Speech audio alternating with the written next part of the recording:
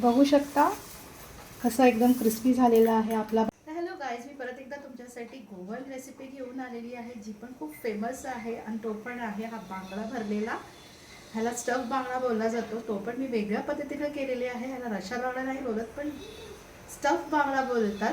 तर आपण रेसिपीकडे वळूया। इथे मी 2 मोठे बांगडे घेतले आणि त्यांना आलं लसूण आणि लाल तिखट हळद लावून घेतले।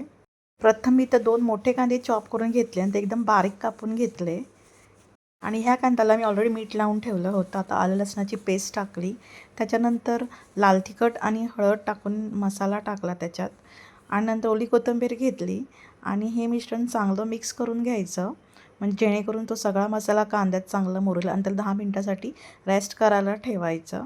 आता मी इथं जे बांगडे होते आपले 2 ते घेतले, त्यांना ऑलरेडी हळद लाल तिखट लावून ठेवल्या कारणाने कापायला बरं पडतं नंतर।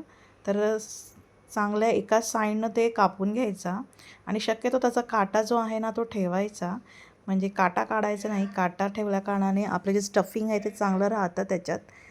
तर असाच मी दुसरा बांगडा घेतला आणि त्याला पण साईडनं कापून घेतलं आणि हे बांगडे एवढे मोठे होते ना की एक मोठा कांदा एका बांगड्यात जाईल असा।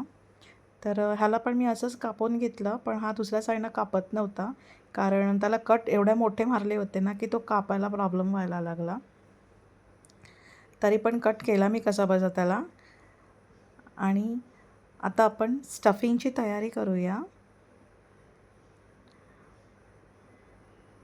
तर हे घेतले मी स्टफिंग इथे आणि भरायला स्टार्ट केलं। तर छानपैकी मस्त स्टफिंग आत भरलं जात होतं।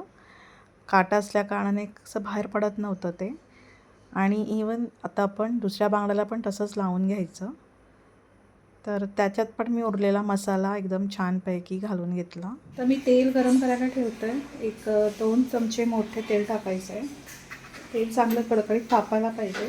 इथं मी आता रवा आणि तांदळाचं पीठ मिक्स करून घेतलं आहे आणि हा बांगडा चांगला ह्याच्यात डीप करून घ्यायचा, कारण हे रवा कोट करताना स्टफिंग पडू शकतं, म्हणून त्याला एकदम हळूवारपणे आपण रवा कोट करायचा आणि सगळं मॅरिनेट झाल्यानंतर आपण तो तेलात सोडायचा।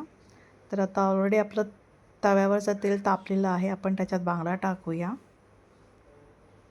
बांगडा टाकणं शक्यतो आपण गॅस मीडियम फ्लेमवरच ठेवूया।